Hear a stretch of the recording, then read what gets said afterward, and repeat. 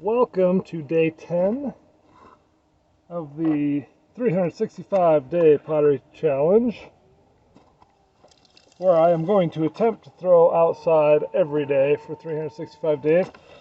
Hard to say if I'm going to make it. You could put your comments in the comments. Put your comments in the comments below and tell me if you think I'll make it. Put in your vote. Or your bet, I should say. We're on day 10, and yesterday I already had trouble remembering what day it was. But I'm kind of a dory sometimes, so that happens. Today, I'm going to center this big mound of clay, and I'm going to do some throwing off the hump. If you're familiar with throwing off the hump, you basically have a hump of clay, and then you just center the top portion of it, and you throw off of that. I'll probably try to center the whole thing a little bit at least.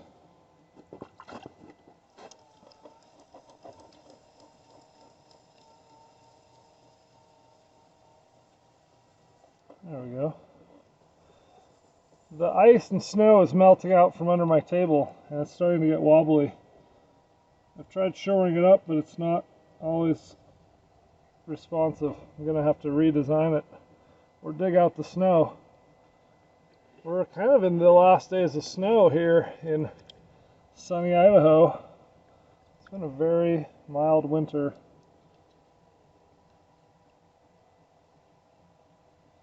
But then I'll be on solid ground. I'm mostly in mud puddles and slush right now. So, we've got our hump. I just do a little bit different technique. I just use a couple fingers and my pinky finger and my thumb, kind of like this. And I kind of wrap them together at the very top, just to center that top bit. The rest of that doesn't matter because we're going to move our way down, cut these off as we throw them, move our way down and center that. So then you just make a little pot. And it can be whatever you want. You just go down as far as you want, pull it up, and let's just start with something simple. We'll just make a bowl, tiny little bowl.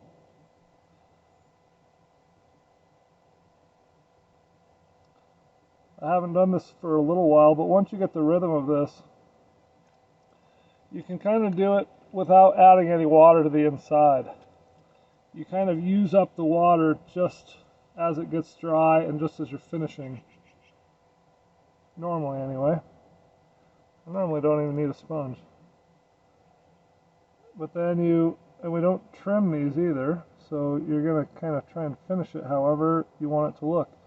So, if I want to go in to the foot here, you use kind of your fingernail, you can use a finger, pinky, a tool,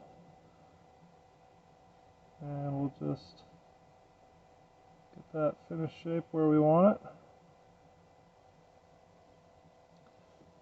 Slow it way down. And a lot of people cut with a string.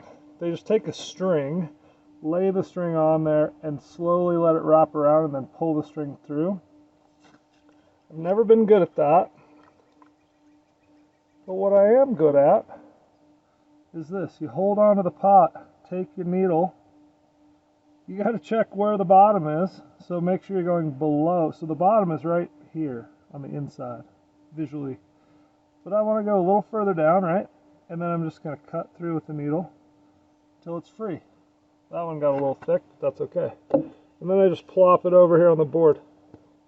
And the bottom will be a little uneven and wonky, and that all doesn't matter because later I'm gonna press a stamp into the bottom, or you can carve it a little bit if you want. Whatever you want to do to finish the bottom, and then you're done. So again, just kind of like the middle finger wrapping, thumb, and my pinky. You probably do this just as easily with one hand, but let's do a tiny little guy.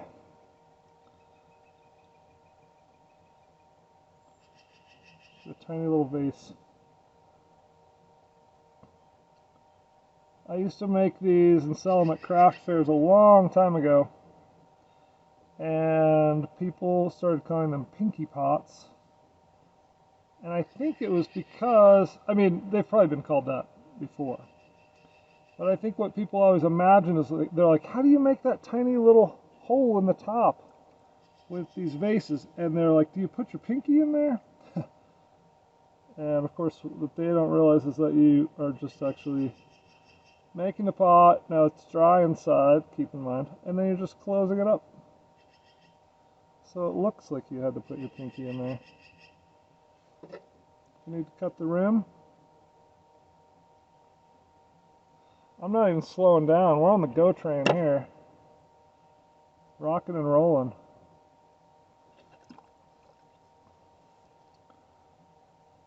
And then you can kind of do this little number. That. Do your little undercut. Right? That's like, you're like trimming on the wheel. And vases are a little trickier. I suppose I could do this and measure. I never do though. Oh, that's a good idea.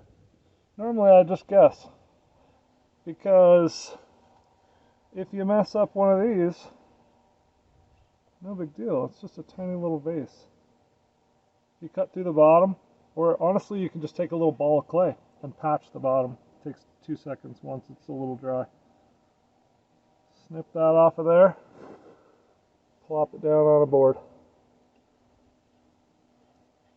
And sometimes I drop it so it stands up straight.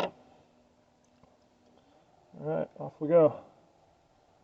Let's go fast.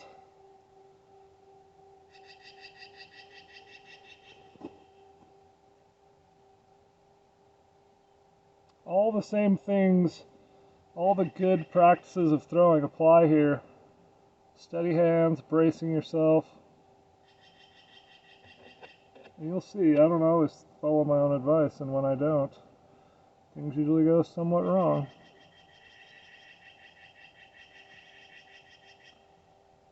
Oh, those magpies are serious today. Alright, we're going to make this guy a little wider at the bottom. The fun thing about these is you can just make a whole bunch of stuff in just like one sitting. But you can also try a lot of different shapes and sizes, and it's really like low risk. If you lose one or if you lose 6, it doesn't matter. Oops. There, I just gouged my finger into it.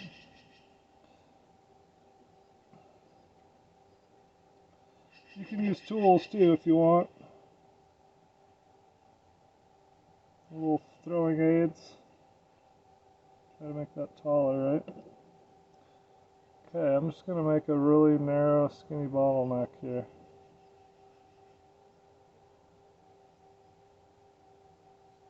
Okay. And then we'll be better if I had the wire to cut this. I like the wire for cutting because it does a smoother cut.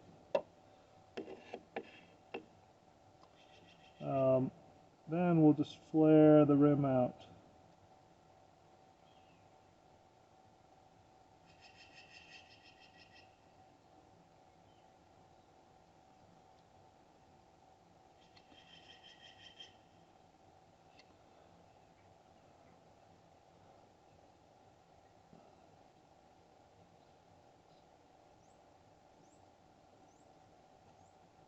There we go. A little mini pot.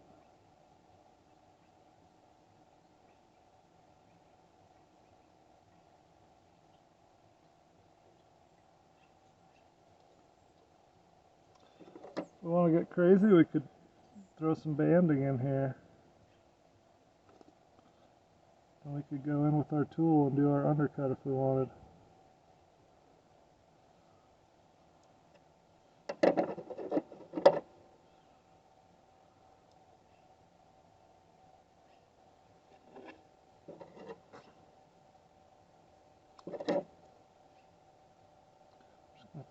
Just going to push this down out of my way. I'm going to cut under there a little more.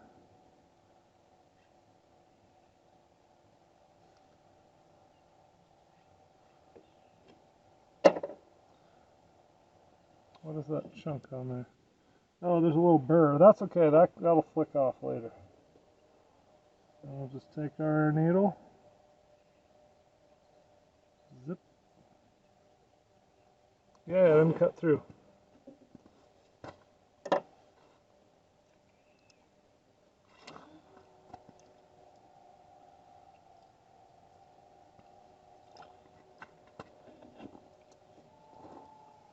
Then we'll bring up some more clay.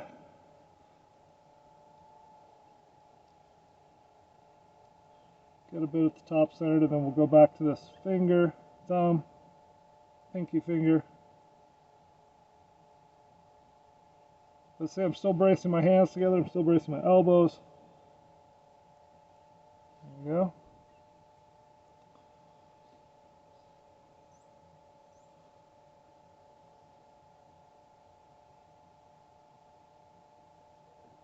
This one's already dry, so I'm going to need a little water.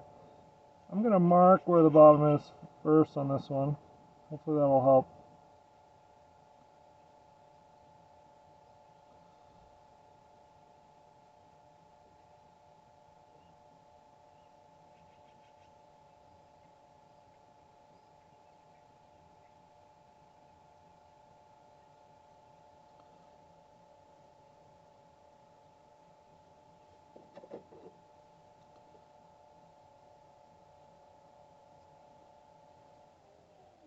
Probably slow down to cut the rim.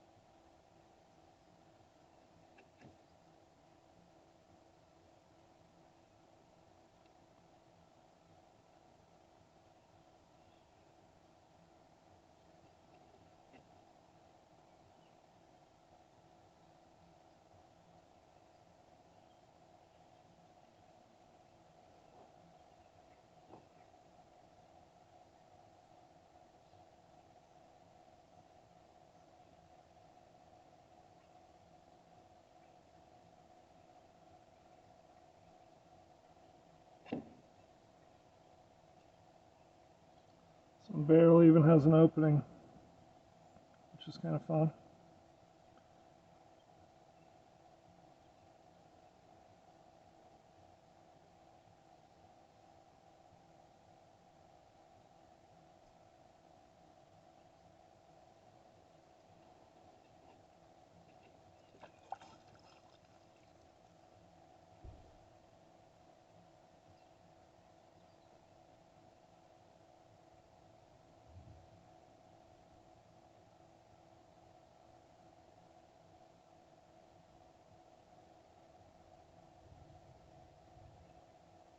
Oops.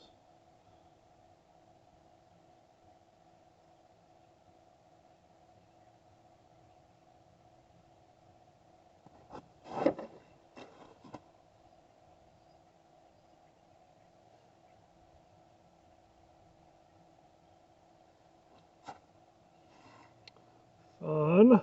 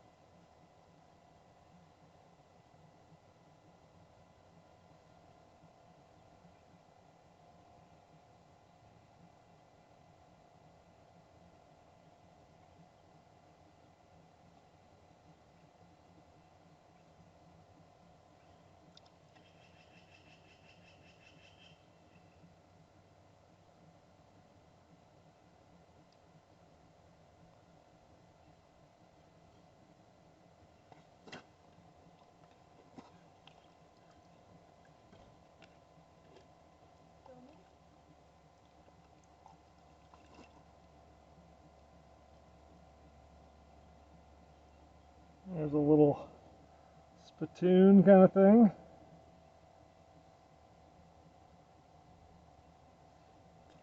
Just going full speed. No worries here.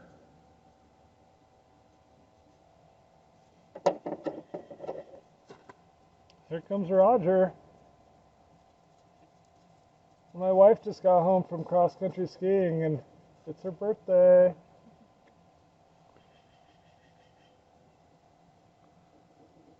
High-speed cut. We're not afraid.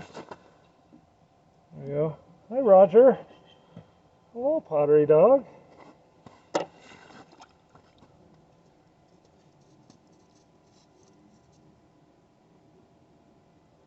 Yeah, cross-country skiing on the last couple of inches of snow. Roger, how was your ski? Roger, hey, where are you going? Oh, he's got to go check on the deer. Oh my goodness, there they are. Whole bunch of them. Yeah, Roger just got to go cross-country skiing with my wife. That's fun.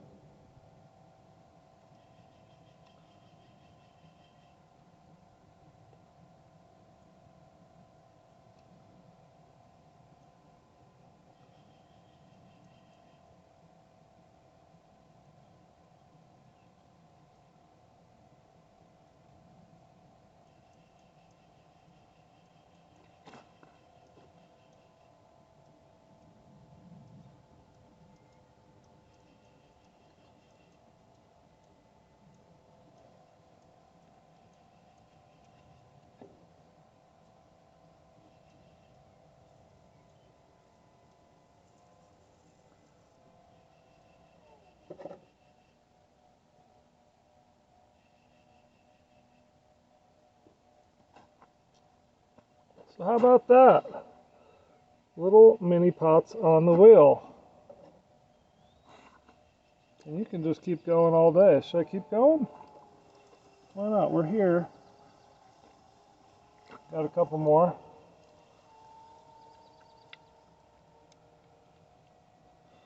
One cool thing you can make is little like sake dishes, you know, for, well, these could be for oil and balsamic vinegar. They could be for putting your soy sauce in, for your sushi. Did I call them sake dishes? I meant to say sushi if I said sake. I'll show you. Just a little dish.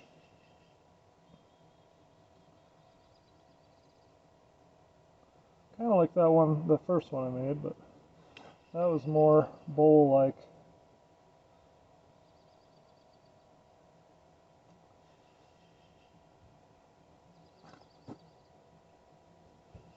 Okay. There we go.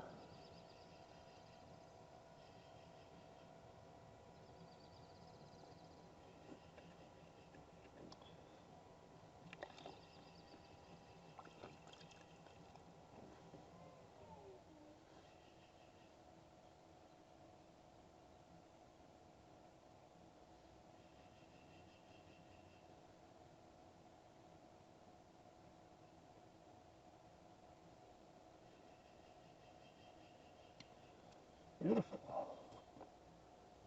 These are a little trickier to get off. It's better to have a little bit of a cleaner hand and maybe go a little slower. And then you just kind of have to, they don't always fall right off, so you cut them. And then I kind of, whoa, oh, I almost lost it. I kind of actually like to balance it on the needle. And then you can just pull the needle out. Dinged out a little, but that's okay. I'll just put back and then just set it. And you know, as it firms up a little bit, it's pretty easy to just reshape a little bit. There's Roger back from his adventures. Let's make another little dish.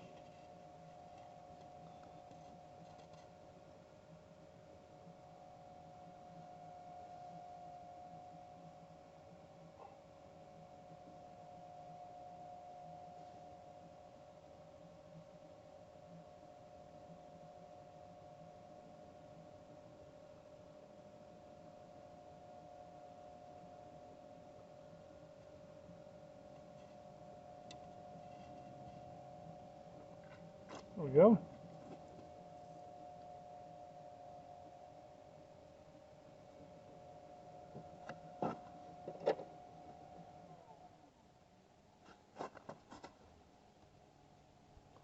See if I can demonstrate this the way I like to do it. So you slide in, there we go, balance it on the needle, and then you just slide that needle out. There you go.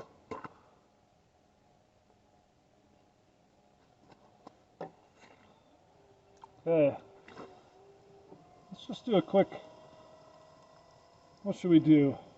We've done some vases. Should I do one, try and do one real tall skinny vase? Let's try and do that.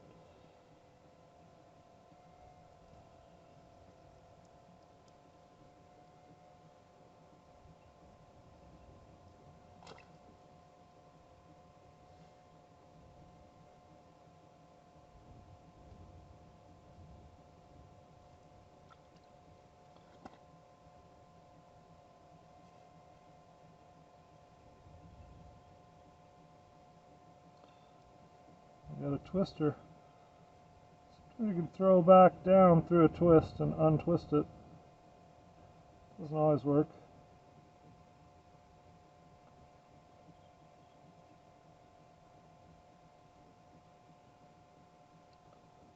Alright. Let's cut this rim.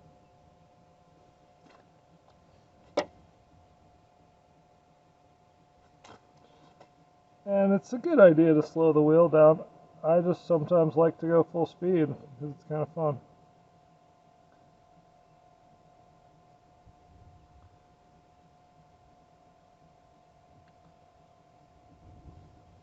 Now I'll slow down because it's getting a little crazy.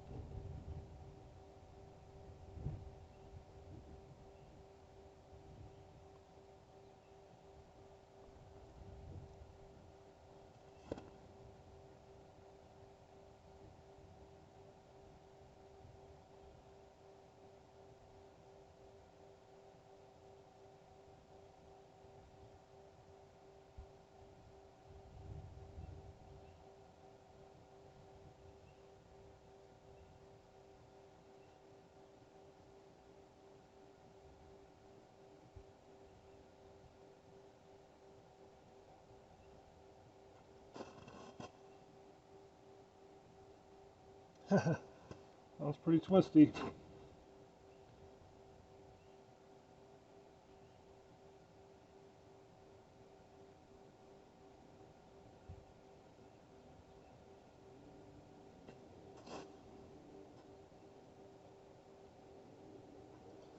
Something like that anyway, huh? I want this bottom wider. Let's see if I can do that without killing it.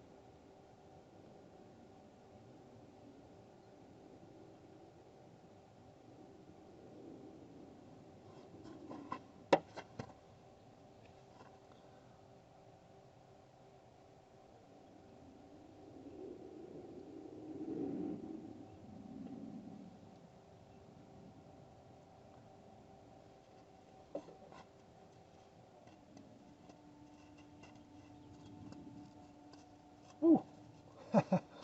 There we go.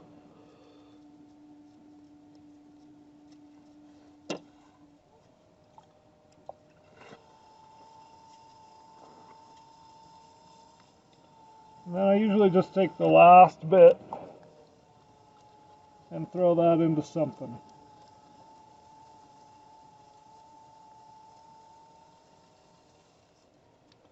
So you could make a little bowl or mug or something out of this last bit.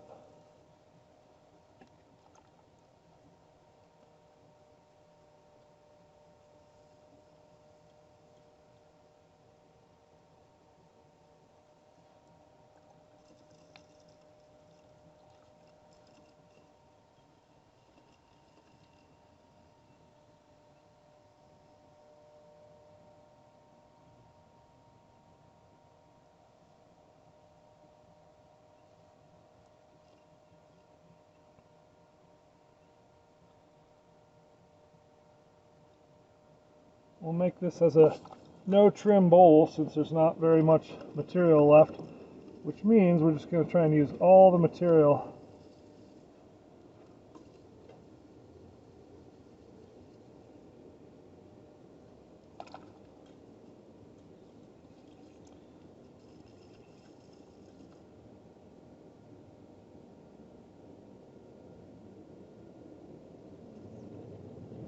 Make a nice, light, delicate bowl.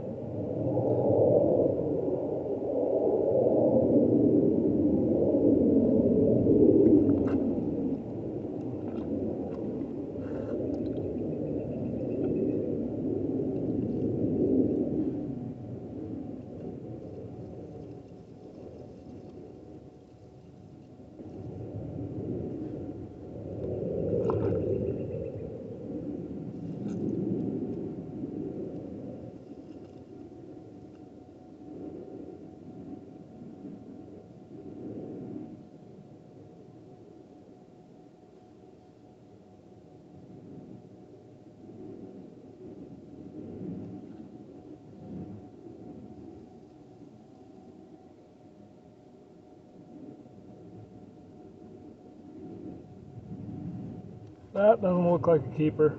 That's what happens when you center too fast. Or throw too fast, I should say. Well, let's take a look at these fun little guys that we got over here. Hopefully you can see that. And then these will dry pretty quickly.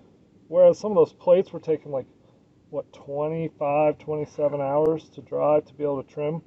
These are going to dry in a few hours. And then they'll be leather hard. As soon as the rims are dry, I'll flip them over. And you can either just take a knife or a needle or something and carve off any of the bottom that you want. Or I like to just take a stamp that's about the same diameter of the bottom of the pot.